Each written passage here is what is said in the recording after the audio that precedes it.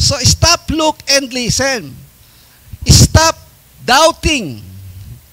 Look to Jesus and listen to His Word. Okay. So, huminto tayo sa ating mga pag-aalinlangan. Huminto tayo sa ating pagkatakot. Huminto tayo sa ating mga kabalisahan. No? At tayo ay talagang magmuni-muni at magbulay-bulay. So stop doubting. Pag sinabing doubting, ito po ay pag-aalinlangan. At ang isang tao, pag nag-alinlangan, merong hindi magandang epekto. At kung merong mga bagay na dapat ay matatanggap niya o mangyayari sa kanya na biyaya ng Diyos, ay pwedeng ma-delay, gawa ng pag-aalinlangan. Kaya mahalaga po ang pananampalataya sa lahat ng bagay, sa lahat ng area po ng buhay natin. Whether you like healing, whether you like prosperity, whether you like success in your businesses, whether you like answers to your prayers, it might be delayed kapag pumasok po ang pag-aalinlangan sa atin. Kaya sabi ng Matthew chapter 14, from verse 22, ito po yung buhay po ni Pedro. Okay? From verse Matthew chapter 14,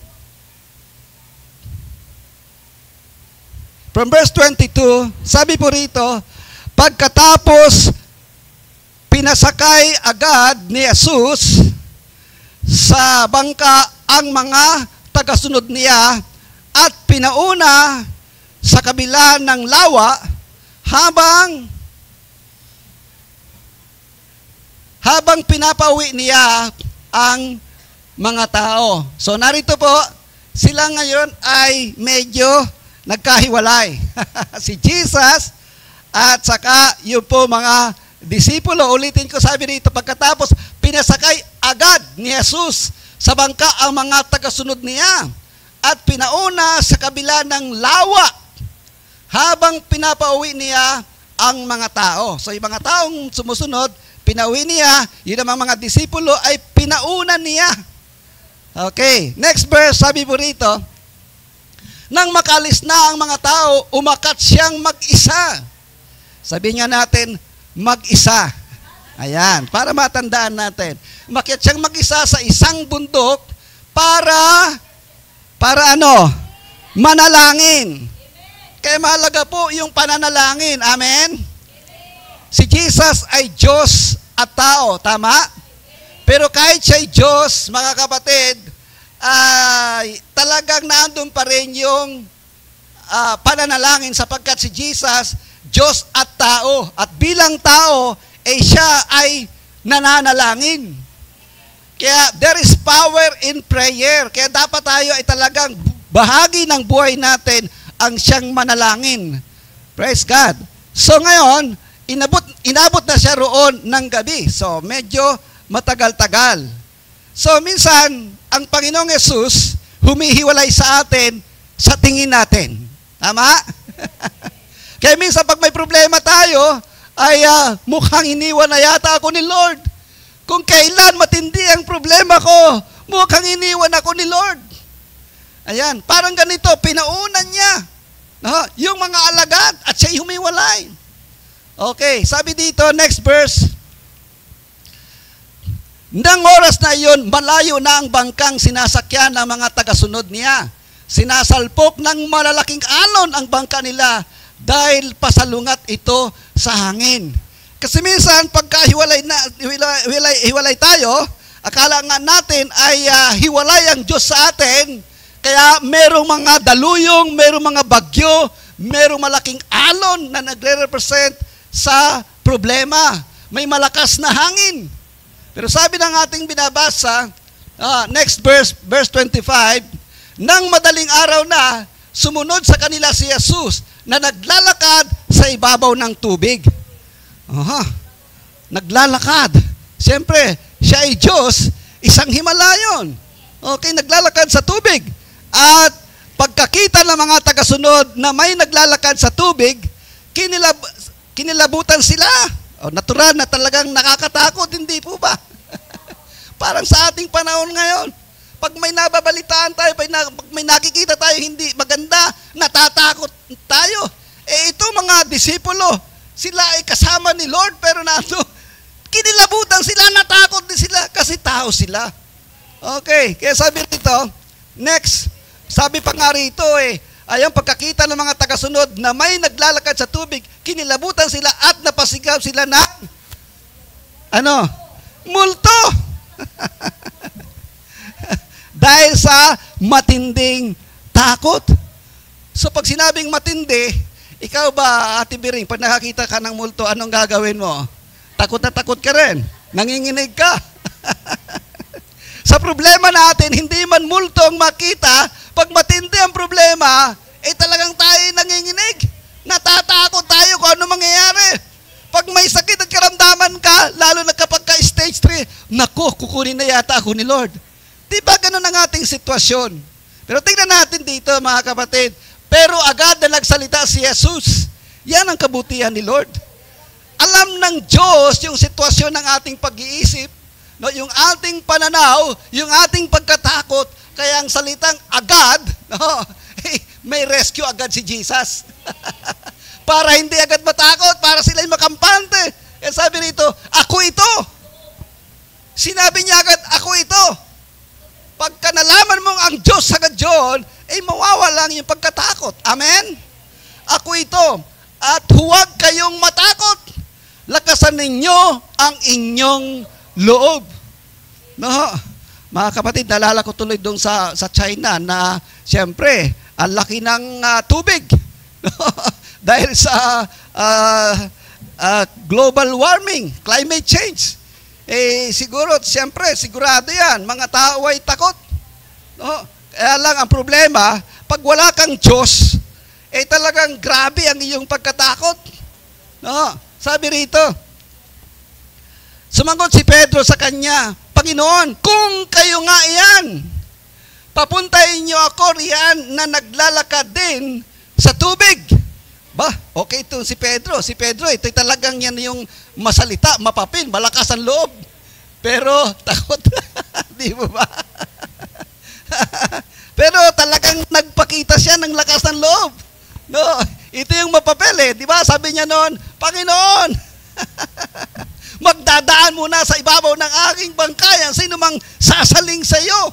Abay, talagang hanga ka kay Pedro Pero nangyari kay Pedro, puro salita lang pala. Di mo ba?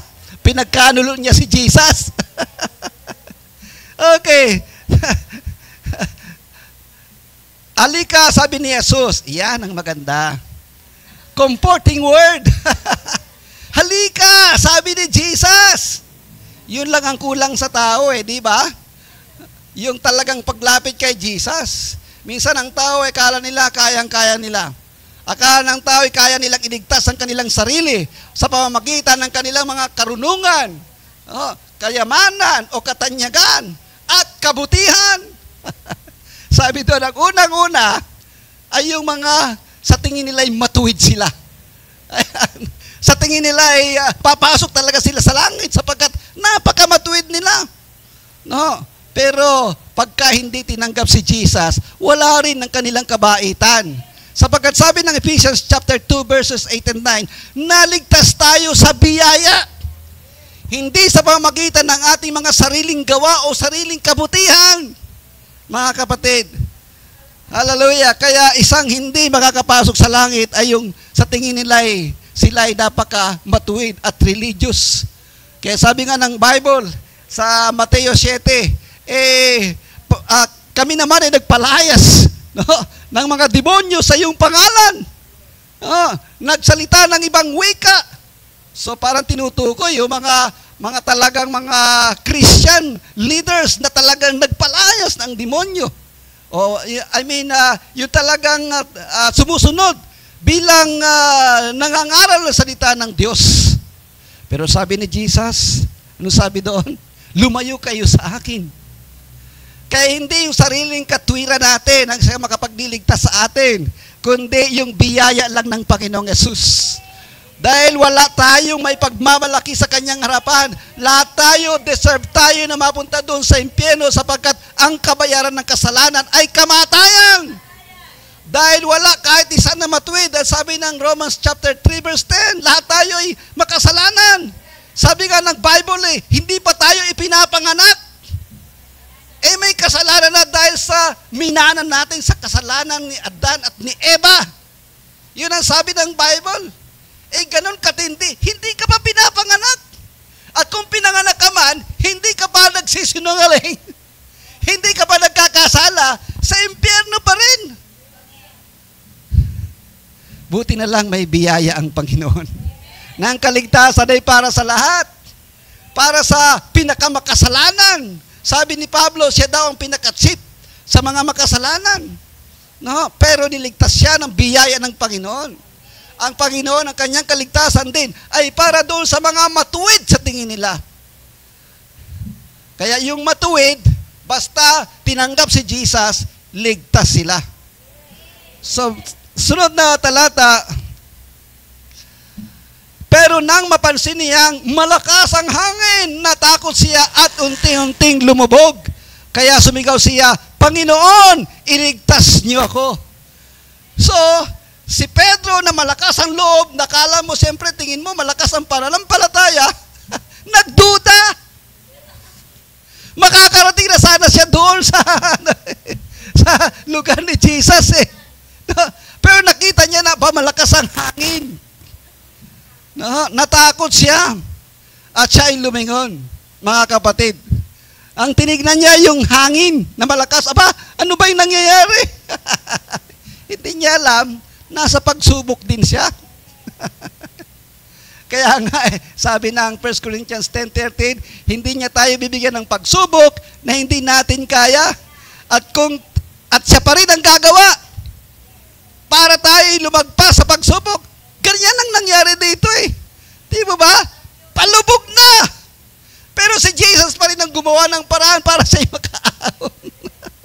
Siya pa rin ang gumawa. Kaya pag nagduda, balik agad sa pananampalataya. Amen? Kasi tayo nasa laman. Possible na tayo mag-alinlangan.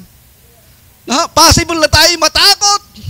Dahil dulot yan ng ating pagiging tao. Kaya mga kapatid, hallelujah, huwag nating tignan yung anumang nangyayari sa ating kapaligiran. Yung hangin ng problema, yung bagyo ng ating mga pinagdaraanan, yung hypersonic missile na pwedeng pumunta at pasabugin ang mga base militar dito sa bansa, na pwedeng may apekto sa marami. Pero wag tayong matakot dyan. Yan kasi pag napapanood mo, magbibigay ng takot Pero sa atin, mga kapatid, so what? So what? Si Jesus ay nasa atin. Hindi niya tayo hahayaan. Amen? Palakpakan muna natin si Lord. Hallelujah! Yan ay katotohanan ipinangako ng Panginoon. Bumahaman, mga kapatid, ano ang sabi ng Isaiah 43 verse 2? No? Dumaan ka man sa ilog, hindi ka malulunod. Bumahaman. No? Alala ko, nung mayroong 2 days camp dito ng youth camp, sabi ni pastor sa akin, Pastor, nakakatakot itong climate change. Buti na lamang at matagal-tagal pa. Makakapaganda pa ang mga Pilipino. Dahil sa bansa daw natin, mag-uumpisa ng month of October. No? Talagang pag sinabing ganung na climate change, kung yung undoy ay mas mataas pa dito yung tubig, pag climate change na nagugulat ang marami, baka napakataas. No?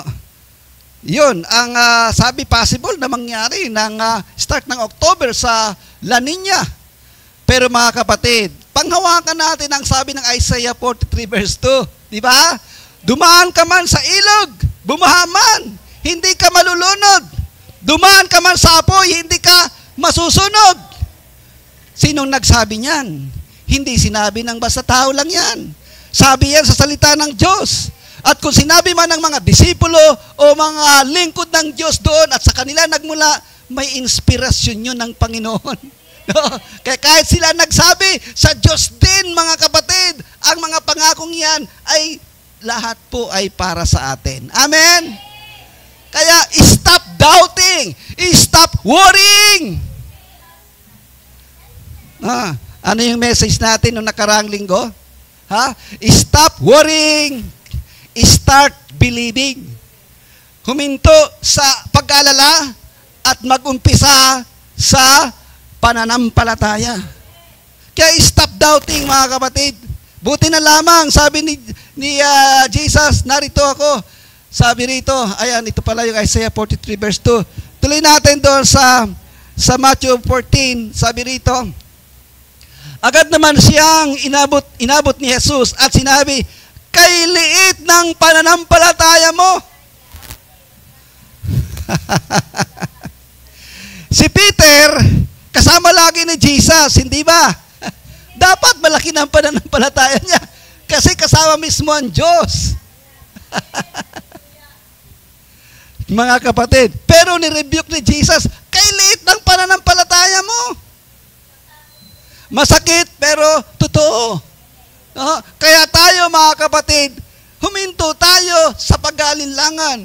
Sapagkat pagka tayo po ay nag-aalinlangan, mga kapatid, maliit ang ating pananampalataya.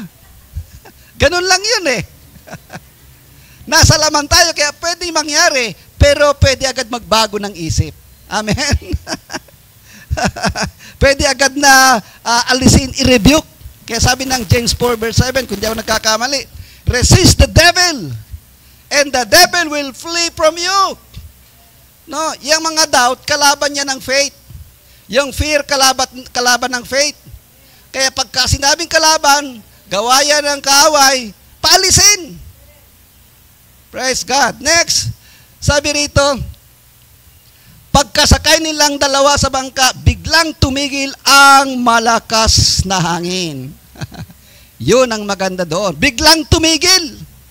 So, ibig sabihin, nung na-restore yung ating faith, tuloy ang ating inaasahan na magandang bagay sa buhay natin. Tuloy ang solusyon sa ating mga problema. Tuloy ang kagalingan sa ating sakit at karamdaman.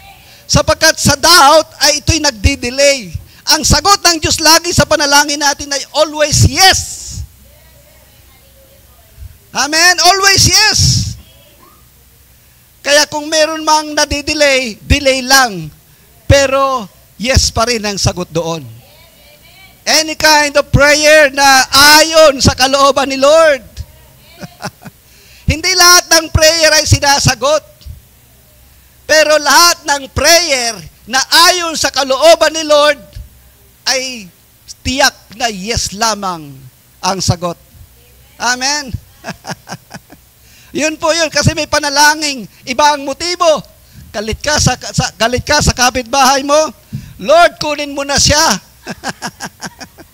Maling panalangin, pero panalangin yun. Ang kalooban ni Lord na panalangin ay, Lord, kahit na ako'y pine-persecute niya, pagpalain mo pa rin siya.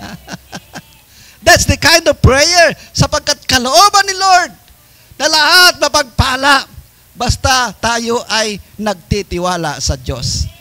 Amen po ba? Palakpakan natin si Lord. Hallelujah! And then next one, I think okay na yon, mga kapatid. So, next one is, look to Jesus. Pag nag-stop ka, doon sa kanya nga, di ba? Stop, look. No? Para talagang sigurado ka. Sabi ng Hebrews 12 verse 2, look to Jesus, the author and the finisher of our faith.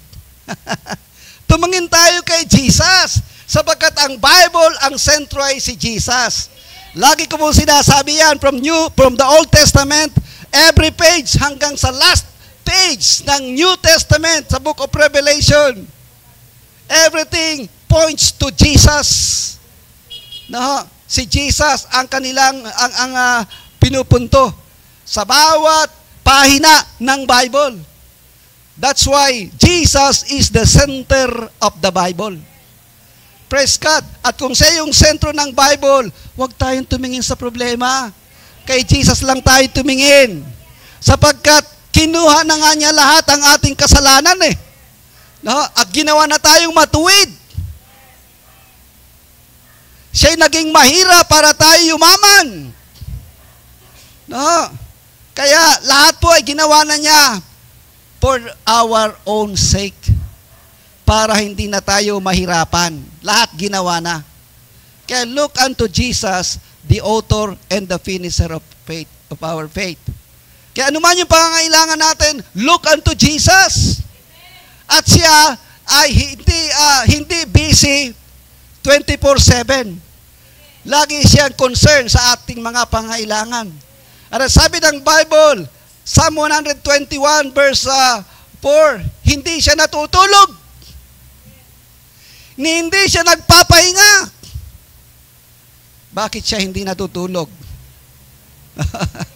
Tama, binabantayan tayo sapagkat the moment na tayo tulog, that's the time na pinaka-unsafe tayo. Pag tulog ang tao, alam mo ba nangyayari sa iyong kapaligiran?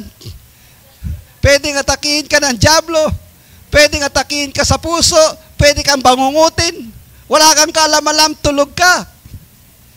Pero may nagbabantay sa iyo. Ang ating Panginoon. Hallelujah. Nagbabantay sa atin si Jesus 24/7. Kaya yung concern niya sa atin, mga kapatid, ay talagang naroon. Dahil mahal na mahal na mahal na mahal na mahal tayo ng Panginoon. Dahil sa kanyang biyaya, namatay siya sa krus para sa atin. So look unto Jesus. Kahit na anong pangangailangan natin, sabihin natin kay Lord, nakagawa ka ng kasalanan. Mga kapatid, sabi ng Isaiah 43 verse 26, sabi ng Panginoon, pag-usapan natin. State your case. Sabihin mo ang problema mo. Oh. And remind me of my promises. Sabi ng verse 9, put me in remembrance. Pag sinabing put me in remembrance, may pangako ang Diyos na sabihin natin sa Kanya, Lord, sabi mo, Panginoon, ang panalangin ng matuwid ay yung dinirinig. Nung tinanggap kita, ginawa mo akong matuwid, sabi mo, Panginoon. And the prayer of a righteous person avails much. Kaya, Panginoon, ako'y nananampalataya. Kahit mabigat ang aking problema, ikaw ay may solusyon. Amen? Palakpakan natin si Lord. Ipaalala natin sa kanyang mga pangako. Hindi nakakalimot si Lord dahil siya ay Diyos. Amen? Ang gusto lang niya, gawin natin yung part natin. It's our part. God has done His part. He died on the cross. Jesus died on the cross. And it is a package gift, no, mga kapatid, na lahat ng ating mga pangailangan naroon na sa tinapos na gawa ng Panginoong Yesus. Kaya look unto Jesus, the author and the finisher. Sabi niya, I am the Alpha and the Omega, the beginning and the last. So kung siya yung umpisa at saka yung huli, mga kapatid, meron ka bang mga pangangailangan na hindi niya kayang sagutin? Ano ang sabi ng Romans chapter 8 verse 32? Kung nagawang ibigay ng Diyos ang kanyang bugtong na anak na si Jesus na matay sa krus ng Kalbaryo, hindi niya kayang ibigay ang lahat ng ating mga pangangailangan. Eh, ang mundong ito'y ginawa para sa atin, not for angels. At lagi ko nga sinasabi, ang langit ay hindi kumpleto kapag walang tao. Iniwan ni Jesus ang rangya ng langit para hanapin ang mas precious kaysa sa langit. Tayo yung mas precious kaysa sa langit, mga kapatid. Kaya ang Diyos, hindi siya nag-atubili na tayo'y hanapin at iligtas. Maging saniman ito ng kanyang kamatayan doon sa krus. Ang sabi ng Philippians chapter 2 from verse 5, sabi doon, siya ay nagmistulang alipin, nakisalamuha sa atin, no, at naging tapat hanggang sa kamatayan doon sa krus. Kaya mga kapatid, ano po ang hahanapin pa natin, mga minamahal, na kay Jesus na lahat? Anything, lahat ng pangalan, name it. Sabi ng Philippians 2, Ang lahat ng pangalan ay lulod sa pangalan ni Jesus. Lahat ng dilay magsasabing siya ay Diyos. So ano pa ang ating gagawin o hahanapin? Na kay Jesus na lahat. Jesus is our all in all. So everything we need, mga kapatid. At sabi nga niya sa Romans chapter 4, sabi doon ay kung meron pang mga kailangan tayo na hindi pa niya lalalang siya. Ganun tayo ka-importante sa Diyos. Amen? Lalalang siya for our sake. Kumpleto na na para sa atin. Dahil ang Diyos ay napaka-makapangyarihan, mga kapatid. No? Napaka-makapangyarihan niya. Kaya kumpleto na may solusyon lahat-lahat ng ating mga pangailangan at maging problema, gaano man yan kabigat. So look unto Jesus. And the last one is listen. Listen to His Word. Listen to His promises. Magkaroon po tayo ng panahon sa Kanyang salita, mga kapatid. Doon sa Matthew chapter 8, nandito po yung centurion, no? Yung centurion, sa Matthew chapter 8, verse 5, dito na po ako magtatapos. From verse 5, sabi po rito, nang dumating si Jesus sa bayan ng Capernaum, pumunta sa kanya ang isang kapitan ng hukbong Romano at nakiusap. Okay, so isang centurion, may problema. Ang kanyang, kung di ako nagkakamali, ang kanyang katulong. Tingnan nyo, yung centurion na ito, no? Yung kanyang concern. Hindi niya kadugo, pero yung concern niya, katulong lang niya, talagang gusto niya na magkaroon ng himala. Narinig niya kasi na si Jesus ay nagpapagaling ng lahat ng may sakit at karamdaman. Ulitin ko po, anong nangyari? May narinig. May narinig. So mahalaga yung pandinig. Kaya nga tayo merong dalawang tenga para tayo talagang mas makinig kaysa sa magsalita dahil isa lang ang ating bibig. So, mahalaga yung makapakinig at ang makapakinig, ang dapat mapakinggan ay yung tama. Tama?